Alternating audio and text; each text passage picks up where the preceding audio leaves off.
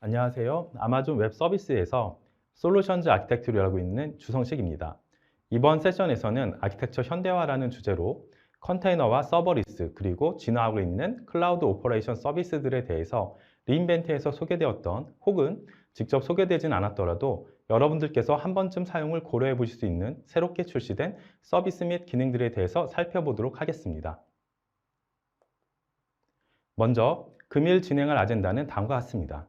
본격적인 소개에 앞서 아키텍처 현대화 혹은 앱 현대화라고 이야기되는 변화에 대해서 간단하게 알아보겠습니다. 그리고 그 변화를 이끌고 있는 컨테이너 분야와 서버리스 분야에 대해서 살펴보고 클라우드 오퍼레이션 관점에서 새롭게 출시된 서비스 및 기능들에 대해서 이야기해 보도록 하겠습니다. 우리는 최근에 주변에서 아키텍처 현대화 혹은 흔히 모더나이제이션이라는 용어로 표현되는 변화가 일어나고 있다는 사실을 쉽게 알 수 있습니다. IT 및 통신 테크놀로지 부문 세계 최고의 시장 분석 및 컨설팅 기관 중 하나인 IDC의 플랜스케이프 리포트에 따르면 지난 40년간 개발된 총 앱의 수보다 향후 3, 4년 동안 출시될 새로운 앱의 수가 더 많을 것으로 예측하였습니다. 그리고 그 신규 앱의 수는 약 5억 개 이상에 이를 것으로 예측하고 있습니다. 우리는 점점 더 고객의 피드백을 빠르고 정확하게 반영해야 합니다. 또한 고객의 마음을 사로잡으며 혁신을 얻기 위해 새로운 실험을 가속화할 필요가 있습니다. 이러한 상황 속에서 새로운 앱들은 어떠한 특성을 가지게 될까요? 이러한 고민이 바로 우리가 현대화된 아키텍처에 대한 고려를 지속해 나가야 하는 이유일 것입니다. 현대화된 아키텍처는 다음과 같은 특징을 가지고 있습니다. 느슨하게 결합된 서비스 설계와 경량화된 컨테이너 혹은 서버리스 컴퓨팅의 적극적인 활용이 필요합니다. 또한 상태 비저장, 즉 스테이트리스 서비스와 상태 저장, 스테이트풀 서비스들은 구분되어 설계되고 탄력적이며 회복력 있는 인프라 환경에 배포되는 모습을 가지고 있을 것입니다. 그리고 서버 및 운영체제에 대한 종속성은 격리되어 관리될 것입니다. 앞에서 살펴본 아키텍처 현대화로 가기 위한 방법을 간단히 정리해보면 다음과 같이 생각해 볼 수 있습니다. 관리형 컨테이너 서비스로 플랫폼을 변경하거나 서버리스 아키텍처로의 전환을 고려해 볼 수 있습니다. 이러한 선택을 바탕으로 최신 데브옵스 및 클라우드 네이티브 모델의 도입을 가속화할 수 있을 것입니다. 이제 본격적으로 컨테이너 서비스와 관련된 신규 서비스 및 기능에 대해서 알아보도록 하겠습니다. 컨테이너 서비스들은 AWS 컴퓨트 팀 내에서도 높은 사용량 증가를 보이고 있고 특히 EKS는 가장 빠르게 성장하고 있는 서비스입니다. 지금 보시는 슬라이드에는 다양한 컨테이너 서비스와 관련된 업데이트들을 표현하였습니다. 다만 주어진 시간의 제약사항으로 인하여 이 중에서 몇 가지 의미 있는 내용들을 다음과 같이 선택적으로 살펴보도록 하겠습니다. 먼저 AWS 파게이트의 그라비톤2 지원에 대해서 말씀드리려고 합니다. AWS 그라비톤2 프로세서는 아마존의 안나 프로나 랩에서 클라우드 환경을 위해 개발한 전용 프로세서입니다. AWS 그라비톤2 프로세서는 64비트 ARM 네오펄스 코어를 사용하여 아마존 EC2에서 실행하는 클라우드 워크로드에 대해 최고의 가격 대비 성능을 제공합니다.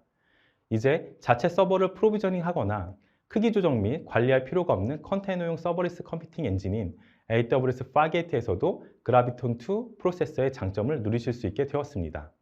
AWS 파게이트는 아마존 ECR에서 제공되는 멀티 아키텍처 이미지 업로드를 사용해 아마존 ECS의 아키텍처 설정에서 ARM 64비트 아키텍처로 오케스트레이션 될 수 있습니다. 또한 AWS 파게이트와 아마존 EC2의 스팟 인스턴스를 함께 구성하여 사용할 경우 최대 90%까지 비용 절감 효과를 극대화할 수 있습니다. 아마존 ECR은 AWS의 컨테이너 워크로드의 기본과 핵심이 되는 서비스라고 볼 수 있습니다. 이번 리인벤트 2021에서는 풀스루 캐시 지원, 이미지 사이닝에 대한 지원, 도커 오피셜 이미지에 대한 ECR 퍼블릭 리포지터리 지원 등 ECR에 관련된 여러 업데이트가 단연 돋보였습니다. 그 중에서도 ECR 풀스루 캐시 리파지토리 지원에 대해서 살펴보도록 하겠습니다. ECR 풀스루 캐시 리파지토리는 공개적으로 액세스 가능한 도커 허브와 같은 레지스트리의 이미지를 자동으로 동기화하도록 설계된 새로운 기능입니다. 이 기능을 통해 퍼블릭 이미지에 대한 다운로드 성능 및 보안 그리고 가용성 이점을 누릴 수 있습니다. 즉, 업스트림 퍼블릭 레지스트리와 자동으로 동기화되어 해당 이미지를 가져오고 주기적으로 업데이트하여 퍼블릭 레지스트리를 사용할 때 겪을 수 있는 다운로드 제한으로 인한 빌드 및 배포와 같은 인프라 문제를 더 이상 겪지 않을 수 있습니다. 또한 AWS 프라이빗 링크와 통합하여 사용 가능하기 때문에 모든 네트워크 트래픽을 프라이빗하게 유지할 수 있습니다. 그림을 통해 작동 방식을 알아보도록 하겠습니다. 먼저 사용자가 ECR로부터 우분투 레이티스트 이미지를 풀링합니다. ECR에서는 퍼블릭 레지스트리로부터 우분투 레이티스트 이미지를 가져오게 됩니다. 여기서 ECR은 이미지를 캐시하고 해당 네임스페이스에 우분투란 이름의 리포지토리를 생성하고 저장합니다. 마지막으로 사용자에게 해당 이미지를 리턴하게 되는 과정을 끝으로 이미지를 가져올 수 있게 됩니다. 이미지가 캐시된 이후에는 필요에 따라 ECR에서 자동으로 퍼블릭 레지스트리의 이미지를 싱크하게 됩니다. 사용자는 원하는 시점에 캐시된 이미지를 빠르게 풀링할 수 있습니다. 이번 리인벤트에서 컨테이너 관련 신규 업데이트들 중에 가장 많은 관심을 받은 카펜터 프로젝트에 대해서 말씀드리도록 하겠습니다. 카펜터는 아파치 라이선스 2.0으로 배포되는 오픈소스 프로젝트이며 AWS 상에서 구현된 유연한 쿠버네티스 클러스터 오토스케일러입니다. 이미 AWS에서는 사용 가능한 쿠버네티스 클러스터 오토스케일러, VPA, HPA와 같은 파드 오케스트레일러 혹은 사용자 구성 론치 템플릿, 오토스케일링 그룹 등과 같은 다양한 옵션들이 존재했습니다. 하지만 고객분들이 겪고 계신 여러 제약사항들이 있었습니다. 예를 들면 파드가 스케줄링이 안 되어 서비스에 디스트럭션이 발생하고 이런 상태에서 이 상태를 디텍팅하고 새롭게 EC2 인스턴스를 프로비저닝 해야 하는데 걸리는 시간에 대한 어떤 부담감이라든가 혹은 쿠버네티스와 EC2 인스턴스를 별도의 레이어로 구분하여 관리하게 되는 부담감 등은 싱글 테넌트로 좀 더 유연하게 해결하기 위한 도구로서 AWS에서 카펜터라는 새로운 프로젝트를 시작하게 되었습니다. 카펜터는 현재 AWS 환경만 지원하고 있지만 쿠버네티스 네이티브에 맞추어 개발되었기 때문에 AWS 환경에만 피딩되어 실행되는 구조는 아닙니다. 그렇기 때문에 향후 다른 클라우드 서비스 벤더와도 통합될 수 있도록 개발되었습니다. 그럼 카펜터가 어떠한 방식으로 작동하는지 간단하게 말씀드리도록 하겠습니다. 카펜터는 기본적으로 파드의 리소스 상태를 모니터링하게 됩니다. 그 중에서도 전체 파드에서 스케줄드 되지 않은, 즉 언스케줄드 된 파드들을 모니터링합니다. 카펜터는 저스트인타임 캐패시티를 이용하여 워커 노드를 빠르게 프로비저닝하거나 해당 파드를 프로비저닝할 수 있는 워커 노드를 찾아내서 배치시킬 수 있습니다. 또한 옵티마이즈드 캐패시티를 이용하여 여러 종류의 EC2 인스턴스 플릿을 만든 다음에 파드에서 요구되는 적합한 인스턴스에 배치할 수 있습니다. 현재 카펜터는 0.5 버전으로 GA가 되었습니다. 카펜터 프로젝트는 오픈소스 커뮤니티 활동에 관심이 많으신 많은 분들의 컨트리뷰션을 기다리고 있습니다. 이번 슬라이드에서는 매니지드 애드온 지원에 대한 내용을 말씀드리도록 하겠습니다. 리인벤트에서 소개된 내용은 아니지만 2021년 5월에 업데이트된 내용 중에서 많은 분들께서 관심을 보여주셨던 업데이트라서 소개를 하게 되었습니다. 아마존 EKS는 2018년에 서비스 출시 당시에 컨트롤 플레인에 대한 매니지드 서비스를 제공하는 것으로부터 시작하였고 2019년, 2020년에 걸쳐서는 매니지드 워커노드에 대한 지원, 그리고 2021년에는 매니지드 애드온에 대한 지원을 시작하게 되었습니다. 지난 2021년 5월에 쿠버네티스 핵심 애드온인 코어 DNS와 쿠베 프록시에 대한 지원을 시작하였습니다. 또한 2022년에는 더 많은 애드온이 추가될 예정입니다. 매니지드 애드온은 고객 여러분이 쿠버네티스 애드온 관리 부담을 더욱 낮춰줄 수 있을 것입니다. 모던 아키텍처에서는 수동 프로세스가 아닌 코드를 통해 인프라를 관리하고 프로비저닝하는 인프라스트럭처 애즈 코드에 대한, 즉 코드형 인프라에 대한 중요성이 나날이 부각되고 있습니다. 또한 성숙한 데브옵스 환경의 조직에서는 인프라스트럭처 애즈 코드의 도입이 가속화되고 있는 것이 현실입니다. 쿠버네티스가 야물 형식의 매니페스트를 사용한 선언형 인프라스트럭처를 제공하고 있어서 수동 작업보다 좀 더 수월하게 관리할 수 있는 것은 사실입니다.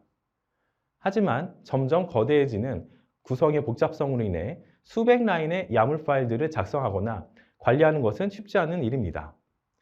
AWS에서는 이전에 CDK 패턴스라고 하는 사이트를 통해서 자주 사용되는 유용한 패턴들을 모아서 개발자분들께 제공하고 있었습니다. 이를 통해서 많은 분들은 좀 더 빠르게 인프라스트럭처 에즈 코드를 도입할 수 있었습니다. 이번 리인벤트에 발표된 컨스트럭트 허브는 기존의 CDK 패턴에 대한 부분뿐만 아니라 CDK4 쿠버네티스, CDK4 테라폼에 대한 다양한 패턴 및 예제를 제공하게 됩니다. 즉, 컨스트럭트 허브는 클라우드 개발 간소화를 위한 오픈소스 구축 라이브러리의 레지스트리라고 말씀드릴 수 있습니다. 여러분들이 인프라이즈 코드로 무언가를 만들고 싶다면 컨스트럭트 허브를 통해 참고할 수 있는 고품질의 샘플들을 찾아보실 수 있습니다. 또한 컨스트럭트 허브는 AWS와 하시코프가 함께 개발하고 있기 때문에 이미 하시코프에서 개발해 놓은 양질의 리소스들을 그대로 참고할 수 있습니다. 또한 CDK4 쿠버네티스의 다양한 샘플들을 참고하시면 헬름 차트, 매니페스트 파일들에 대해서도 코드화하여 사용할 수 있는 부분들을 쉽게 학습하고 활용하실 수 있습니다.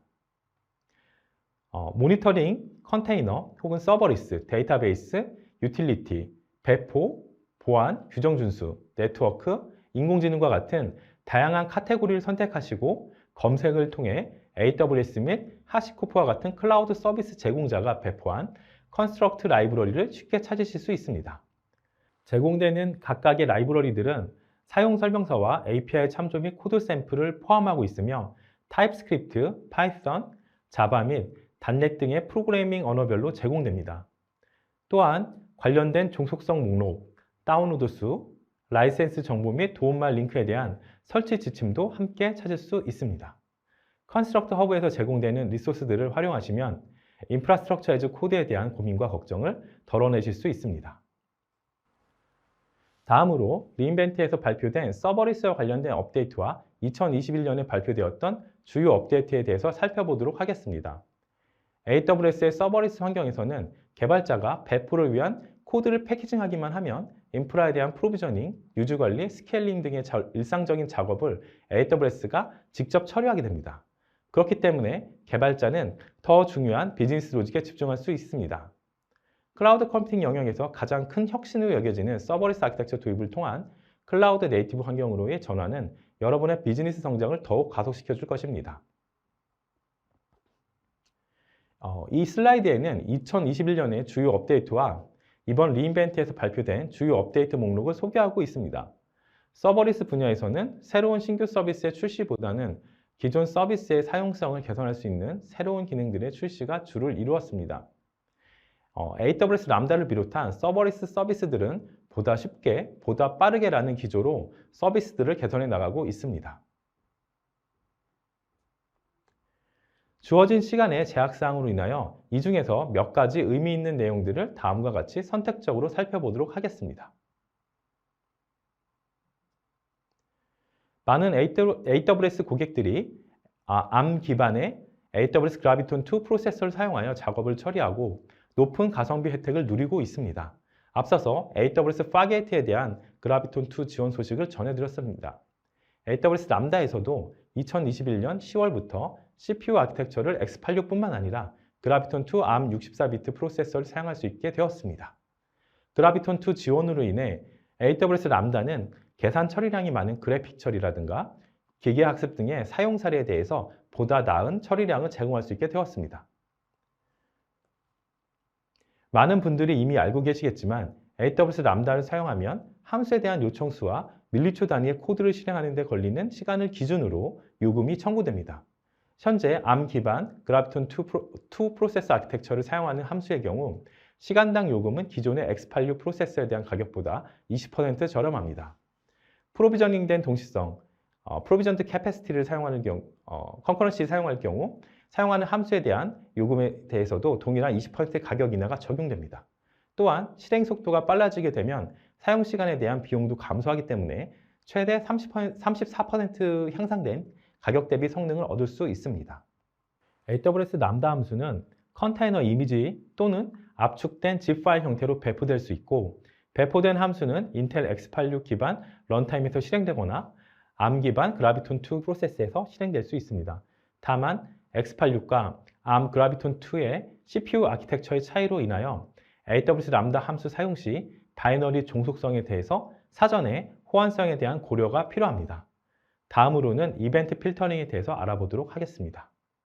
많은 고객 여러분들이 AWS 람다 함수를 아마존 키네시스 혹은 다이나모DB, SQS 등의 이벤트 스트림 처리를 위해 사용하고 계십니다. 새로운 이벤트 필터링은 이러한 이벤트 스트림을 처리할 때 유용하게 사용할 수 있습니다. 이 새로운 이벤트 필터링 기능을 AWS 람다의 이벤트 소스로 사용하실 수가 있습니다.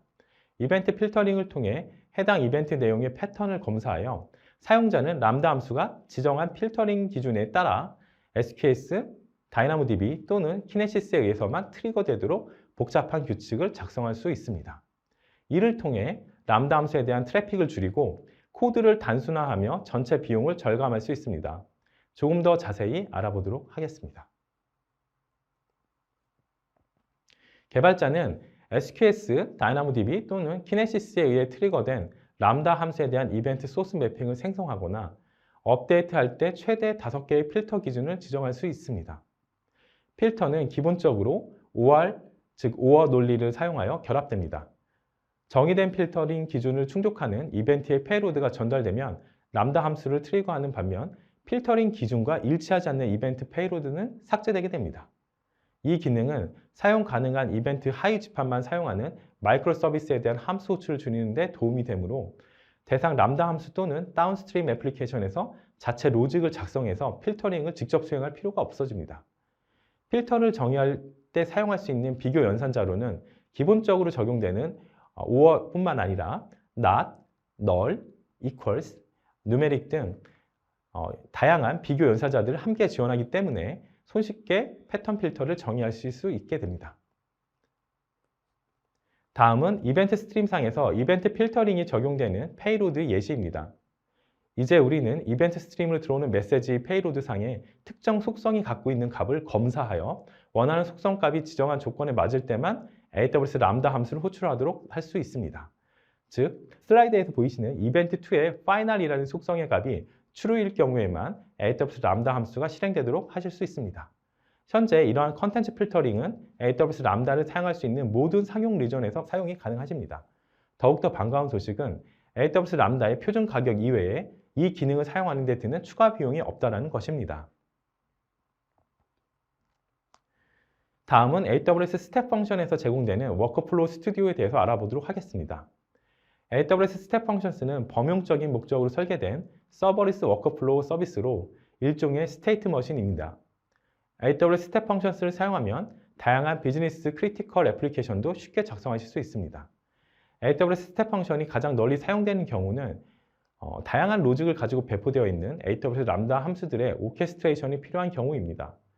이런 경우 AWS 스텝 펑션을 이용하여 각각의 람다 함수가 가지고 있는 저마다의 비즈니스 로직의 실행과 실패에 대한 제시도 혹은 비즈니스 조건에 의한 로직의 분기 등을 쉽게 구현하고 시각화할 수 있습니다. 또한 마이크로 서비스 아키텍처의 도입이 일반화되면서 분산 트랜잭션을 처리하는 과정에서 사가 패턴이 많이 사용되고 있고 최근에는 오케스트레이터를 통한 사가 패턴이 인기를 얻고 있습니다. AWS 스텝 펑션은 각각의 마이크로 서비스들의 분산 트랜잭션을 관리하는 사가 오케스트레이터로서도 널리 사용되고 있습니다. 스텝 펑션에서 워크플로우를 구축하려면 아마존 스테이트 랭귀지, 즉 ASL을 배우고 이해해야만 했습니다. ASL은 JSON 형태의 비교적 단순한 형태의 DSL이지만 스텝 펑션을 사용하기 위해 새롭게 배워야 한다는 점은 사용자에게 부담이 될 수 있습니다.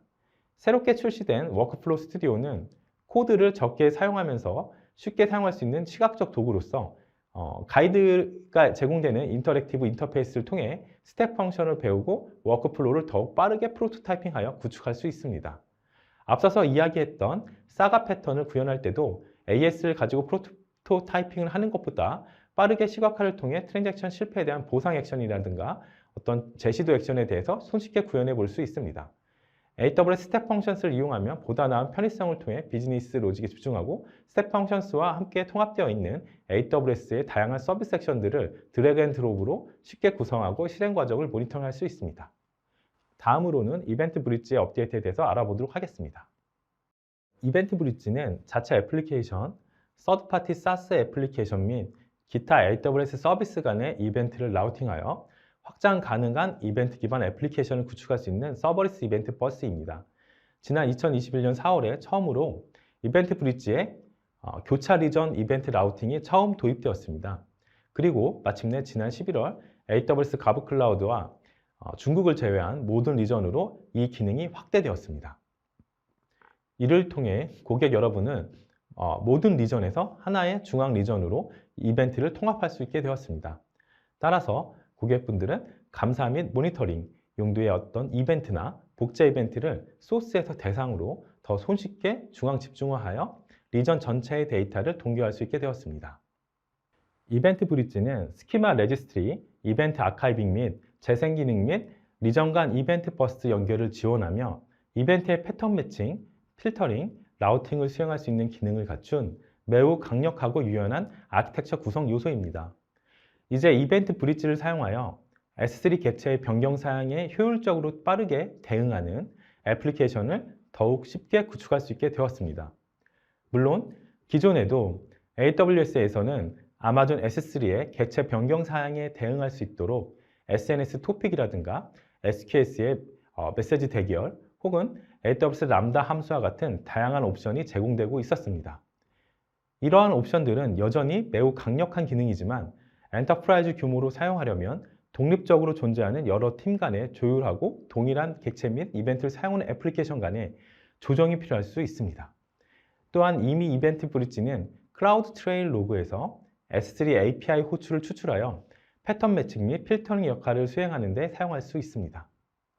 그럼에도 불구하고 새롭게 추가된 이벤트 브릿지에서 제공되는 아마존 S3 이벤트 알림은 고급 필터링 및 다양한 AWS 서비스 대상 연결로 독립적인 팀이 자체 이벤트 처리를 수행하려는 엔터프라이즈 규모의 환경을 유용하게 지원할 수 있으며 빠르고 신뢰할 수 있는 호출의 이점을 제공합니다.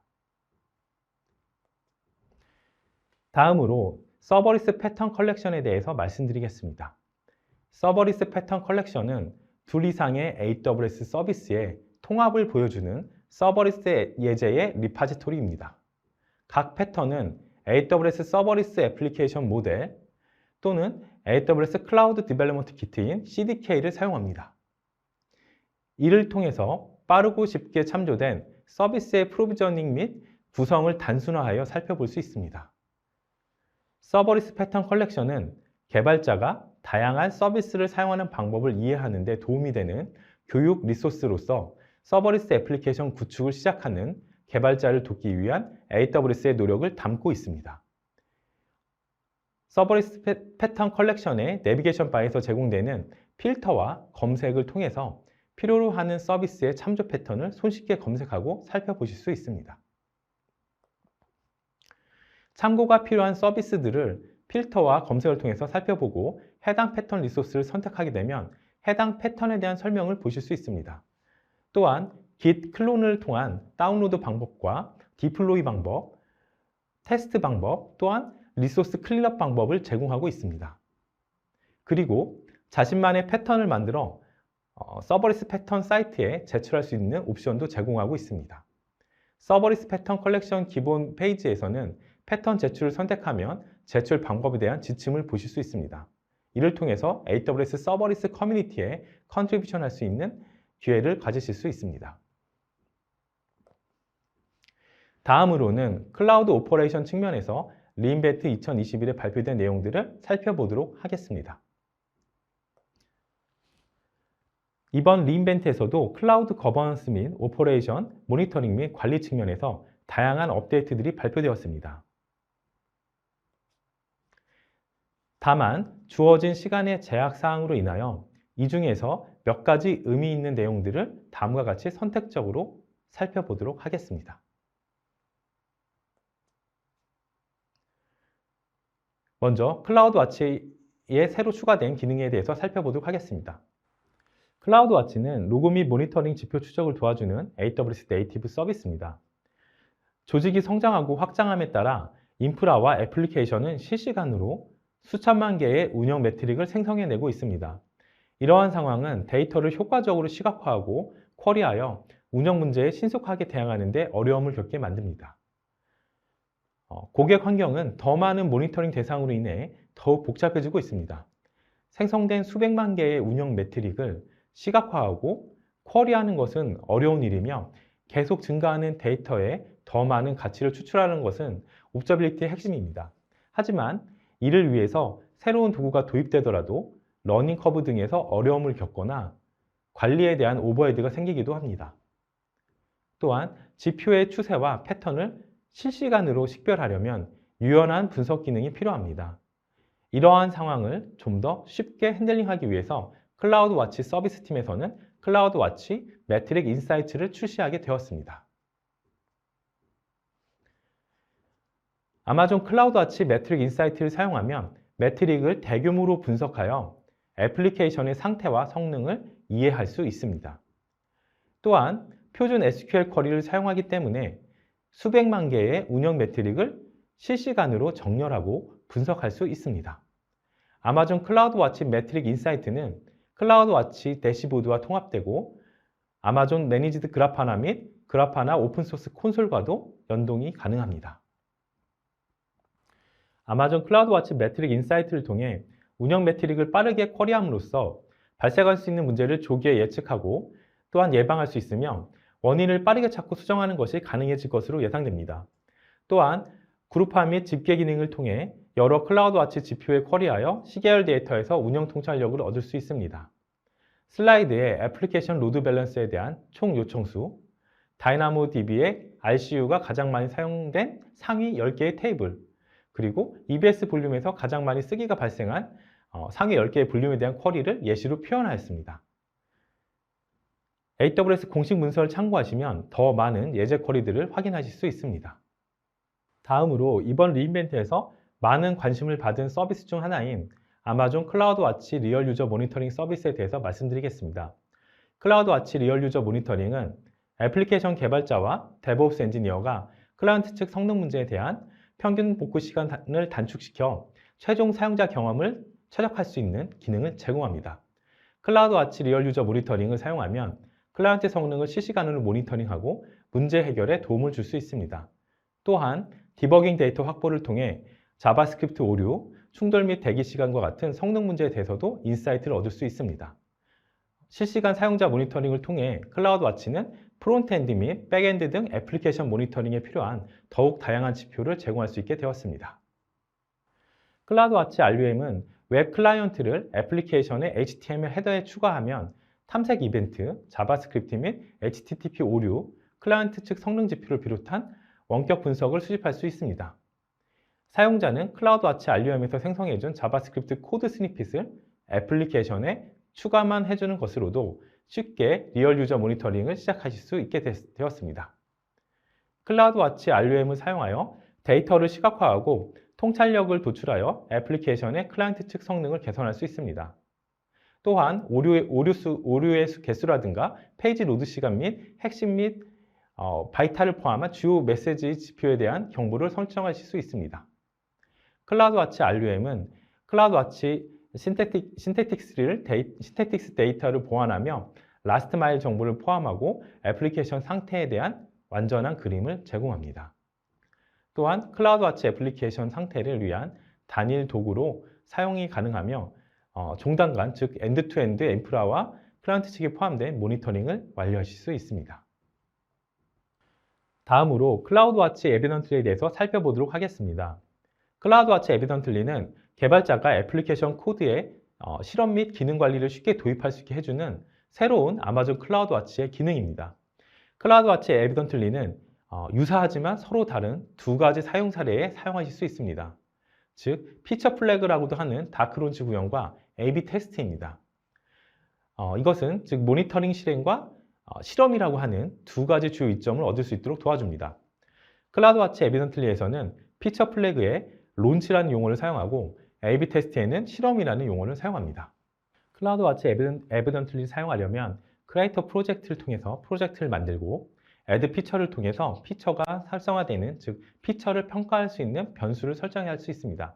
이 변수는 true 혹은 false와 같은 불리언 값을 가질 수도 있고 더블, long 혹은 string과 같은 문자열 값을 가질 수도 있습니다. 콘솔에서 제공되는 자바스크립트를 애플리케이션에 추가해주면 바로 사용이 가능합니다. 애플리케이션이 준비가 되면 크리에이트 피처 런치 메뉴에서 런치 조건을 결정하실 수 있습니다. 론치 컨피그레이션을 통해 A/B 테스트에 전송되는 트래픽 양을 여러 단계로 예약할 수도 있는데 일정에 따라 서로 다른 라우팅 단계를 계획할 수도 있습니다. 예를 들면 첫날에는 트래픽의 10%를 새 기능으로 보내고 둘째 날에는 20%를 보내는 식으로 조정할 수가 있습니다. 또한 클라우드와치 RUM과 같이 함께 사용하게 되면 성능 지표도 확인하실 수가 있게 됩니다. 아마존 인스펙터는 기본적으로 EC2에 올라가 있는 OS의 패키지나 구성 등에서 보안상 취약점이 있는지를 검사하고 관리해주는 서비스입니다. 이번 아마존 인스펙터 버전 2에서는 인스펙터의 오랜 수건이었던 아마존 오거나이제이션스와 통합되었습니다. 오거나이제이션이 모든 계정에 클릭 한 번으로 배포가 가능하며 페이어 어카운트 아래 모든 인스턴스 리소스에 대해서 검사 결과, 즉 파인딩에 대한 정보를 한 번에 조회할 수 있게 되었습니다.